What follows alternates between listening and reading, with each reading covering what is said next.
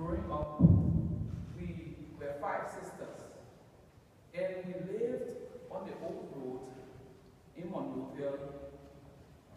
And our community was a peculiar one. We had 15 or maybe 13 of Liberia 16 ethnic groups in that community, and it was loaded with both Christians and Muslims, but it was really a community. I'll give you some examples. If you, during the year, when you were going to school, your parents paid your fees. When the year ended, they used to give the report cards December of every year. As soon as your parents brought your report card, fail or pass, you have to take it to every neighbor to say, Uncle, I've passed, or Auntie, I've passed. And if you fail, you say, I failed. And depending on how nice or evil that neighbor is, it's either a knock on your head, shout.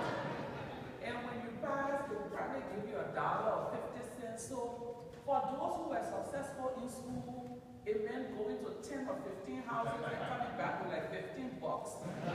Your day was made.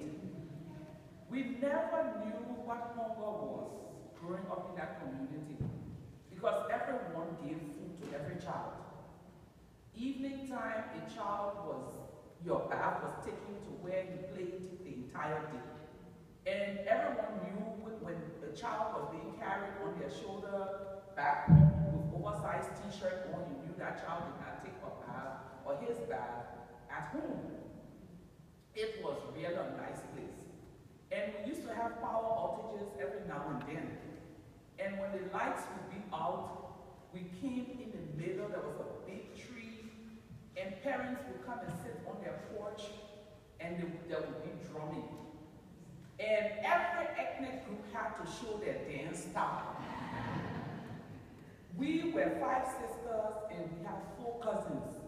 And we had this Pele dance, because I'm from the Pele tribe, that we used to do. They would blindfold you, the girl, and they line up your cousins who technically are your brothers. And the song you will sing is, in this dance, you can't take your brother. You're supposed to pick your husband from in that group, but you are blindfolded. And so they have all the boys in the community, and the girls will be coming, they sing the song, you go, and you choose. But it was just a wonderful place. If there were parties happening, the party overflows to other homes if the guests got too large. That was the place. And growing up, as we started going to school and became, conscious of other lifestyle, we started getting very uneasy about the way we live.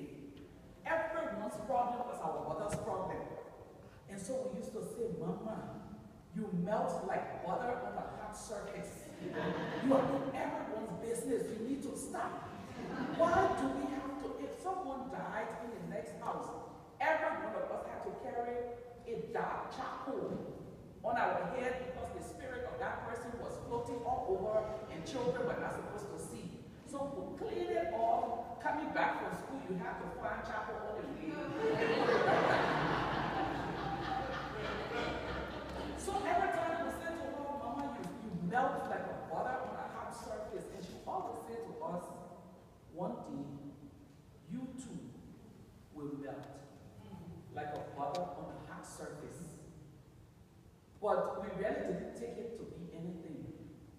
A few years later, I moved from that community and began my own journey to activism. Little did I know that melting as butter will be the core of what I do. One of my first work in 1994 was to go to the Internally Displaced Center and work with a group of young people by teaching them or talking to them about the reality of HIV and AIDS. And it was a very tough time for me as a young person I had my 2nd child by the time. I was in a very violent relationship. And every time we went to to talk to these boys, they would tell us AIDS meant America's idea of discouraging sex. And they were very resistant to everything we had to see. We spent 3 months in our community and accomplished nothing. I went back, which was, for me, every failure has a lesson in it. And that has guided whatever I've done. So I sat down and asked myself, how did we feel? We had the tools, we had the knowledge, we had the enthusiasm, we had the support of the community. How did we feel? And then we realized that my colleagues and I, these boys have united. They formed a community around their stupidity. And they were able to stand firmly. And for me, I said, wow. People will come together when they feel that their existence is threatened. Even so, for them, sex was a pastime in an internally displaced center. Coming with a message about HIV and AIDS was spoiling the fun. The only thing that they live to do on a daily basis. So they mobilized, no matter how crazy it sounded, or it sounds, they mobilized around their stupidity and made sure we would get these people out of here so that no one understands what they're trying to tell us.